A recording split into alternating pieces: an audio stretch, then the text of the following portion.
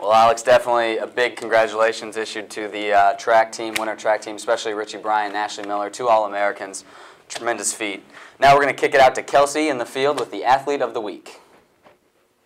His consistency on the field and his leadership towards his teammates have made senior Aaron Westerhouse the Orangeline's Athlete of the Week. Westerhouse is a senior first baseman from Eudora, Kansas. He is in his second year on the Baker team after playing for 2 years at Lebec Community College and 1 semester at Northwest Missouri State. He captains this year's team.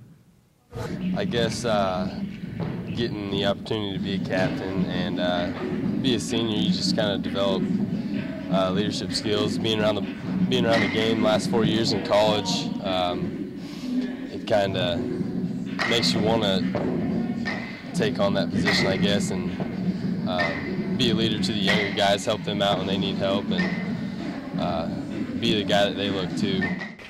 On the field, Westerhouse has been impressive during the 2008 season thus far.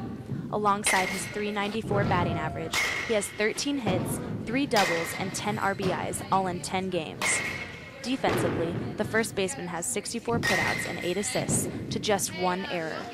Head coach Phil Hannon says Westerhouse is an asset to the team in more than one way. And like I said, the biggest thing, he leads by example. He doesn't get too rattled. He's been in clutch situations throughout the course of the season, even though we're 10 games in, and he's come through for us. So with his leadership, he's just really a calming effect on everybody. Say, hey, you know, we have nothing to worry about. We got steady Aaron that's going to come through for us. Though Westerhouse has a few personal goals, his focus is directed to team accomplishments. Try and hit above 350 batting average-wise, but personal goal and team goal is make playoffs and win conference outright, which is obviously the main goal to me. Although he doesn't have much spare time during the spring, Westerhouse has a few hobbies he enjoys outside of athletics. When I'm not playing baseball, I just like hanging out. I like to go four-wheeling, and hunting and fishing, definitely a big hobby for me. Assistant coach Dave Highfill describes Westerhouse's personality. He's a real quiet guy, but yet at the same time, I think everybody knows he knows him well enough that you know what you're going to get out of him, and you know that he's going to be there every day working hard, and you know, so not necessarily does he have to be a vocal leader. You know what you're going to get. Westerhouse and the remainder of the Baker Wildcats will look to make a run in the Heart of America Athletic Conference for the remainder of the season. From Maybe Gem, this has been Kelsey Epperson, KNBU TV. Thanks, Kelsey. Let's take a commercial break.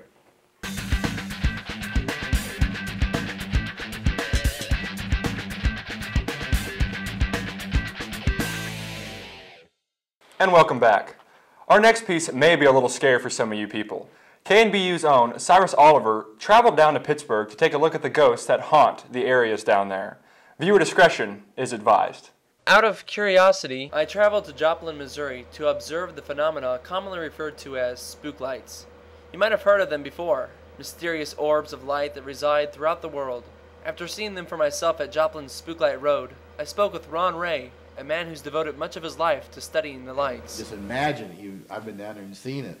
You can just imagine sitting there in a car and seeing the spook light coming down the road and getting closer and closer, you know, and you're locking the doors, you know, and you're going like, oh God, it's getting closer, you know, and it gets, and you know, hear people say it's actually seen it come through the windshield of the car, go right between them and go out the rear window, you know, the rear windshield of the car. And it's like, God, I can't believe it, you got that close to it.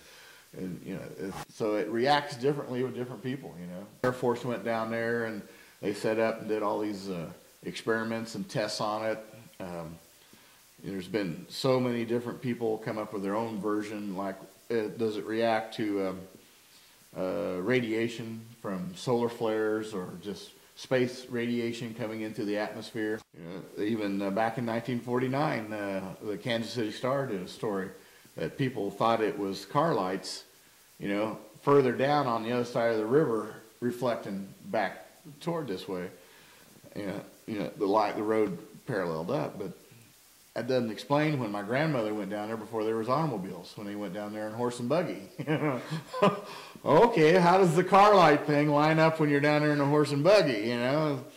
So, you know, the late 1880s, 1883 was some of the first written documentation of it, you know. So, you know, a lot of people have pictures, but as far as actual time-coded video, where you actually see the video, you know, where you see the time code of the time go by, you know, and you can see the spook light there, and you can see a car drive by, and then you see the spook light go up, and you see the car drive right underneath it, and you can see that spook light move up, you know, or you can see the spook light split. There's been so many people ask me, they want to know, well, what do you think it is? I was like, it's never been that big a deal to me, you know, to put a definition on what it is.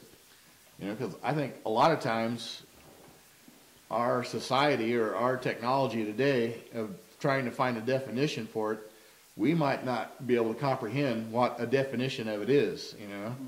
I can explain what it's done and let you define it for yourself. You don't have to travel far to find the unexplained, though. Baker University has its own hidden mysteries. One Baker mystery is Old Castle, a building on Baker's campus that Senior Dominique Atkins knows much about. Dr. Peart over in the philosophy department has a huge interest in ghosts and the paranormal, and actually proposed a paranormal class, which is what I ended up doing for my senior sem in philosophy. There's certainly something different about Old Castle, though. I know that for this class we went there one night, and we went to go take pictures and just kind of chill out there and try to contact the dead or undead or whatever these spirits, whatever they are, might have been. And we set it up with security to where we could get in there and the security alarms wouldn't go off, and we'd have a chance to kind of walk around and do what we needed to do. We get there and the security alarms start going off, which is strange because it was our understanding that they had been turned off. And so we called security over and they shut them off, and then we left, and then we came back in to like kind of start the whole thing over, and they went off again after they'd been deactivated. And so we're like, this is really weird, you know, like, I don't know if someone wants us here. And so we just left. We decided we're going to, you know, screw it and we'll go back another night. And when we're leaving, we hadn't gone anywhere past the bottom floor. The top floor lights were on as we left, which is kind of creepy as it is because they weren't on when we went in there. And Dr. Peart's son was there. He's, I think, like 8 or 9, maybe a little bit older than that. And he was using Dr. Peart's cell phone camera and took a picture of the window up on the 3rd floor, and there was nothing in that window. And when we looked at those pictures later, there was a giant orb, or what ghosts technically show up as in pictures, from that window that we had been looking at and hadn't seen anything there.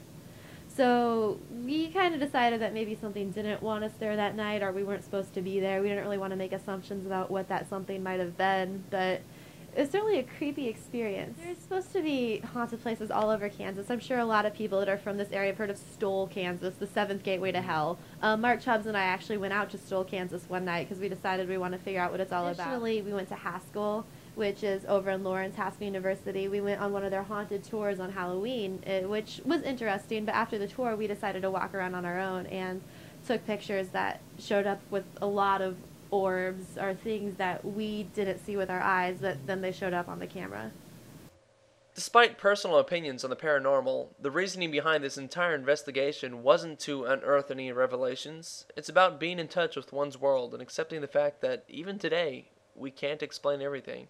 Cyrus Oliver, KNBU TV. Thanks, Cyrus. I'm Mary Loveland. And I'm Zach Rocky. Thanks for tuning in to this week's show. Be sure to watch us next week on Orangeleine.